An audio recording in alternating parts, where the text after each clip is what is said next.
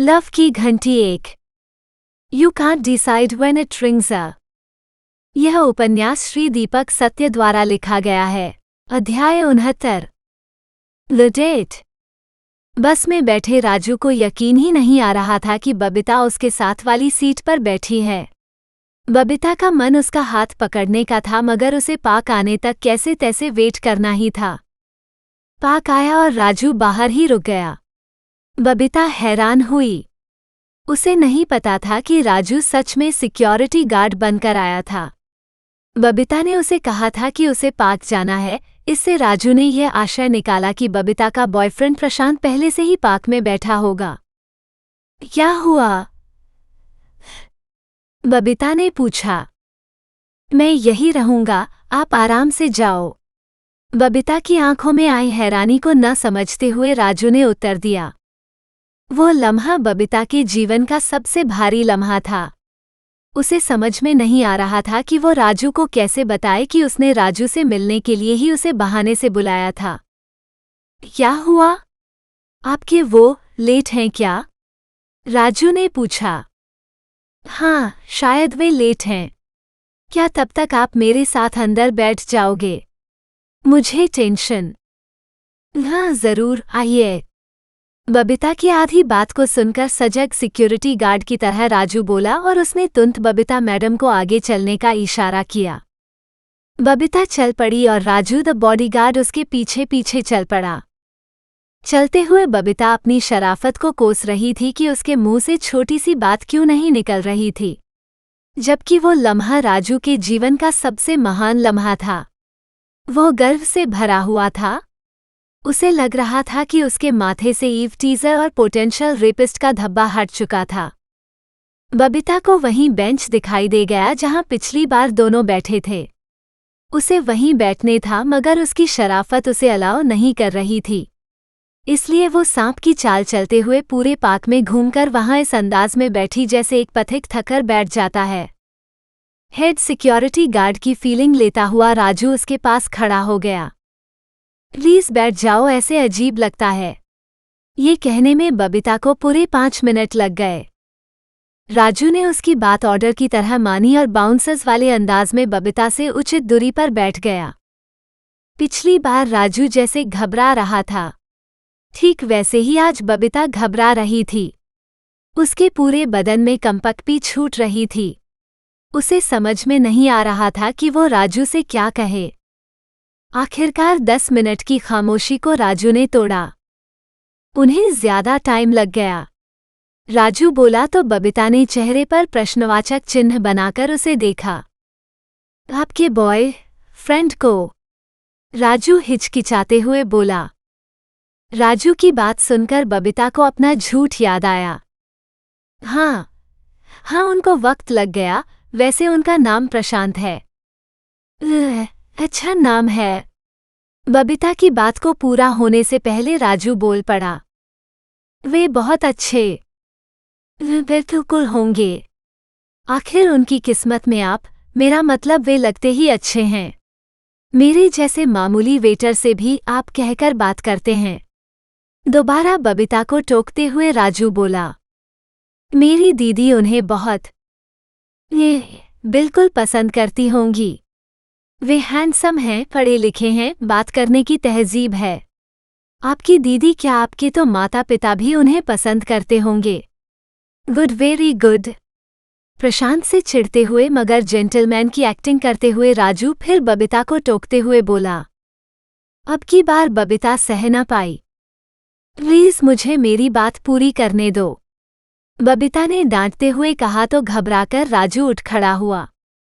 Sorry, Raju बोलते हुए इधर उधर देखने लगा। दूर से उन्हें गुरीपाल और आशीष देख रहे थे। मैंने कहा था न, इसमें दम नहीं है, गुरीपाल हंसते हुए बोला। आशीष ने उंगली के इशारे से गुरीपाल को पार्क के पिछली तरफ वाला जंगल दिखाया। जंगल में शिकार करने का अपना ही मजा है, आशीष बोला तो गुरीपाल को उस पर गर्व हुआ। वो आगे बढ़ने लगा तो आशीष ने उसे पार्क का स्टाफ दिखाया। कामचोर लोग हैं, पक्का 1 बजने का वेट कर रहे हैं। जब इनका लंच टाइम होगा तब हम भी अपना शिकार खाएंगे। आशीष बोला। उसकी बात समझकर गुरीपाल ने अपने बढ़ते कदम रोक लिए। उधर बबीता के कहने पर राजू दोबारा बेंच पर बैठ गया। आपको संगीता कैसी लगती है? बबीता ने हल्की नाराजगी जताते हुए राजू से पूछा। राजू ने अपने जीवन में इतना अटपटा सवाल नहीं पूछा था। कौन संगीता? राजू के मुंह से निकला क्योंकि उसे संगीता नाम की कोई महिला या लड़की याद ही नहीं आए। वही जिससे आप हंस हंस कर बातें करते हो। बबीता ऐसे बोली जैसे उसने राजू की चोरी पकड़ ली हो। मैं हंस हंस कर बातें? संगीता? अच्छा, वो बहुत अच्छी लड़की है। अपनी कस्टमर संगीता को याद करते हुए राजू ने जवाब दिया। राजू का जवाब सुनकर बबीता हैरान हो गई। उसे लगा कि घटिया हरकत करने के बाद राजू खुश हो रहा था। उसने राजू को घूरा। राजू को बबीता का घूरना तो दिखाई दिया मगर उसकी वजह समझ में नहीं आई। उसे समझ नहीं आया कि अब उसने क्या गड़बड़ कर दी थी। जबकि बबीता के अनुसार राजू ने सिर्फ गड़बड़ नहीं की थी, उसने तो बहुत घटिया हरकत की थी। राजू दोबारा घबराकर उठ खड़ा हुआ और अब की बार बेंच के पीछे चला गया ताकि बबीता को राजू से दूरी महसूस हो। ये देखकर बबीता का गुस्सा डबल हो गया। प्लीज यहाँ आकर बैठो और चुपचाप मेरी बात सुनना, चिढ़ी हुई बबीता ने रिक्वेस्ट करते हुए कहा। राजू झिझकते हुए इनकार कर दिया। बबीता ने बड़ी मुश्किल से अपने गुस्से को कंट्रोल किया। उसने अपनी घड़ी दिखाते हुए राजू को विनती की तो राजू बेमन से झिझकते हुए बेंच पर आकर दोबारा उचित दूरी बनाकर बैठ गए। संगीता अच्छी लड़की नहीं है, उससे दूर रहा करो, बबीता बोली तो राजू चौंक गया। राजू कुछ बोलना चाहता था मगर उसे परमिशन नहीं थी, इसलिए उसने बच्चों की तरह एक उंगली अपने होंठों पर रख ली ताकि उसके दिमाग को सिग्नल जाता रहे कि उसे अपने मुंह से एक अक्षर भी बाहर नहीं निकालना है। बबीता को अगली बात कहने में शर्म आ रही थी, इसलिए उसने नजरें झुका ली। राजू को समझ में नहीं आया कि यदि संगीता अच्छी लड़की नहीं है तो बबीता को शर्मिंदा हो रही है। प्रशांत मेरे जीजू हैं, मतलब अभी बने नहीं हैं मगर वही मेरे जीजू हैं, बबीता ने नीचे देखते हुए कहा। कुछ सेकंड्स तक उसने साहस जुटाया और उम्मीद भरी नजरों से राजू की तरफ देखा। बबीता को लगा था कि यह बात सुनकर राजू बेहद खुश हो जाएगा और समझ जाएगा कि बबीता आज उसे मिलने आई है, मगर राजू के चेहरे पर आए भाव उससे पूछ रहे थे कि क्या तुम्हारा चक्कर तुम्हारे जीजू के साथ चल रहा है? आपको कुछ नहीं कहना? बबीता ने पूछा। आपने ही तो चुप। प्लीज कुछ बोलो, राजू को टोकते हुए बेसब्र होकर बबीता बोली। आप और आपके जीजू? बेहद दुख से राजू के मुंह से निकला तो बबीता ने अपने माथे पर हाथ मारा। सच में यार, दोनों में से किसी एक तो समझदार होना ही चाहिए, कहते हुए बबीता उठ खड़ी हुई। वो खुद से भी चिढ़ी हुई थी और राजू से भी। कहीं उसने सुना था कि लाइफ सिंपल और स्टूपिड होनी चाहिए, मगर पता नहीं क्यों लोग लाइफ को कॉम्प्लिकेटेड ड्रामा बना देते हैं। सिंपल एंड स्टूपिड खुद से कहकर बबीता पलटी तो देखा कि राजू भी खड़ा हो गया था। उसने राजू को बैठने का इशारा किया। जब राजू बैठ गया तो वो उसके कदमों में बैठ गई। जब आप बस स्टॉप पर मुझसे डरते हुए बात करने की कोशिशें करते थे, तब मैं दुआ करती थी कि किसी दिन आपकी कोशिशें कामयाब हो जाए, बबीता ने स्पष्ट शब्दों में कहा तो राजू चौंक गया।